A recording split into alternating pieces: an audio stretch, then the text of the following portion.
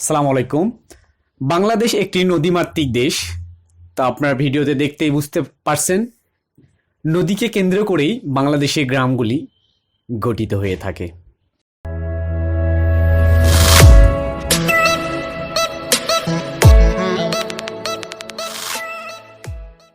প্রিয় দর্শক, আসসালামু আলাইকুম। আশা করি ভালো আছেন। যারা দেশ এবং দেশের বাইরে থেকে আজকে আমার এই ভিডিও দেখছেন, তো সবাইকে আমি বগুড়া জেলার শেরপুর থানার থেকে শুভেচ্ছা। প্রিয় দর্শক, আপনারা হয়তো বিষয়টা জানেন না, এখানে দীর্ঘদিন ধরে ব্রিজ নির্মাণ একটা জরুরি বিষয় হয়ে দাঁড়িয়েছে এবং শেরপুরের যে একটা বিচ্ছিন্ন একটা গ্রাম, সেই বিচ্ছিন্ন গ্রামকে নিয়ে আজকে আমি ভিডিও বানাবো। এখানে ব্রিজ নির্মাণ অতীব জরুরি, এই বিষয়টা আপনাদের সামনে তুলে ধরবো।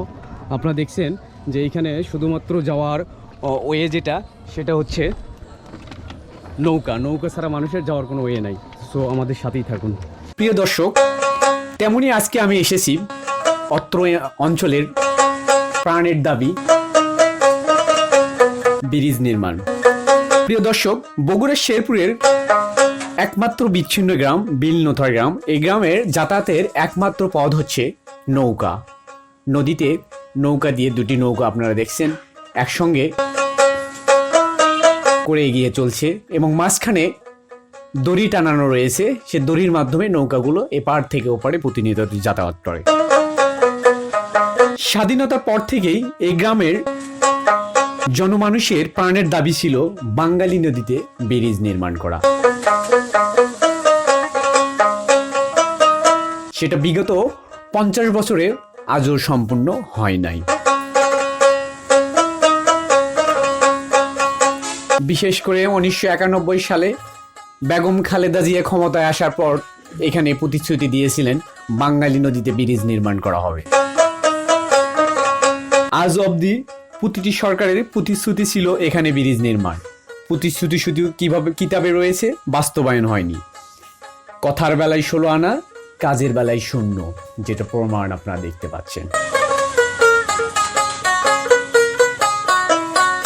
বর্তমান সরকারের প্রতি এই গ্রামের পাশাপাশি অত্র এলাকার পার্শ্ববর্তী যে ঝাজর বাজার আপনারা দেখতে পাচ্ছেন, এই ঝাজর এলাকার সহ সকলের দাবি বাঙালি নদীতে অবিলম্বে ব্রিজ নির্মাণ করা হোক।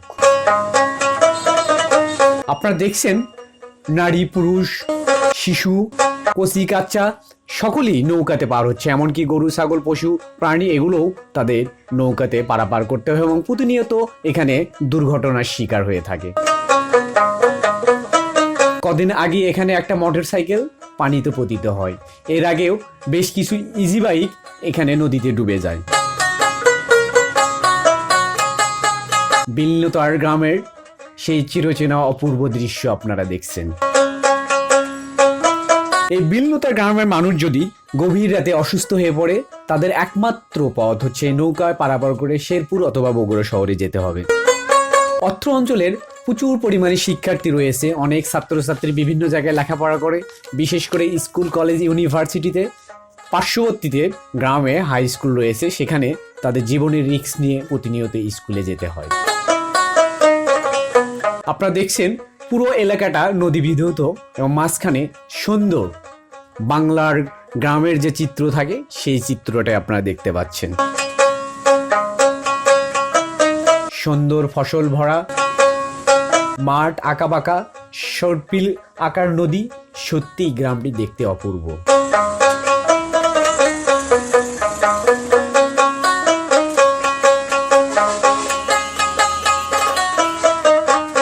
এই গ্রামের চতুর্পাশে ধনুট উপজেলা। শুধুমাত্র এই গ্রামটি বিকল্প যে শেরপুর উপজেলার মধ্যে। আমরা জানি শেরপুর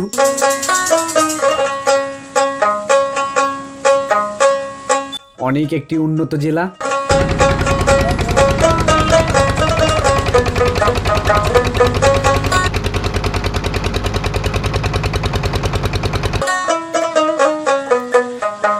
বিলনতা গ্রামে প্রায় 2000 লোকজন বসবাস করেন। এই গ্রামে একটি প্রাইমারি স্কুল, আমি একটু পরে দেখাবো, একটি মাদ্রাসা রয়েছে এবং একটি মসজিদও রয়েছে।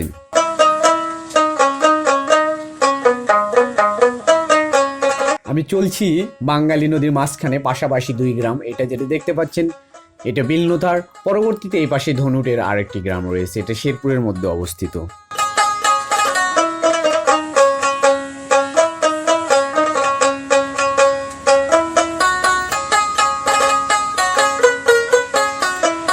এই গ্রামের অনেক উল্লেখযোগ্য ব্যক্তি ছিল, অনেক বাধা বিপত্তি উপেক্ষা করেও এই গ্রামে অনেক গুণী মানুষ জন্ম নিয়েছে। এর মধ্যে এই গ্রামের অন্যতম মরহুম আবুল হোসেন, যিনি মারা গেছেন, সাবেক চেয়ারম্যান ছিলেন। এছাড়াও এখানে স্বাধীনতার পূর্বে বীর মুক্তিযোদ্ধা আব্দুল হাকিম নামে একজন প্রখ্যাত ব্যক্তি ছিলেন। একমাত্র প্রাইমারি স্কুল আপনারা দেখছেন, এখানেই ছোট ছোট বাচ্চারা শিক্ষা গ্রহণ করে থাকে এবং যদি তারা হাই স্কুলে যেতে চায় তো তাদেরকে যেতে হবে নদী পার হয়ে পাশের গ্রামে।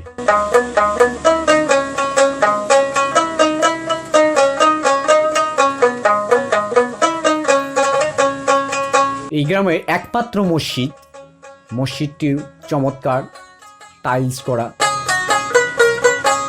আধুনিক যুগের সঙ্গে তাল মিলিয়েছে মসজিদটি। অনেক মুসল্লি এখানে প্রতিনিয়ত নামাজ আদায় করে থাকেন।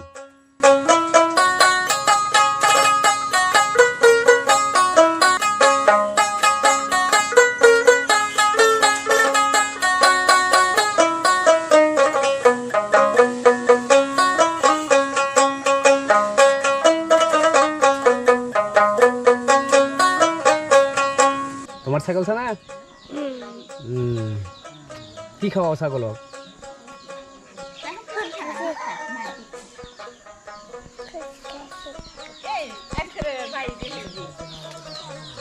এই গ্রামের প্রায় 200 বছরের পূর্বের এই বাড়িটি মাটির বাড়ি আপনার একমাত্র এখন পরিত্যক্ত অবস্থায় আছে। এটাও দর্শনীয় স্থানে রূপান্তরিত হয়েছে।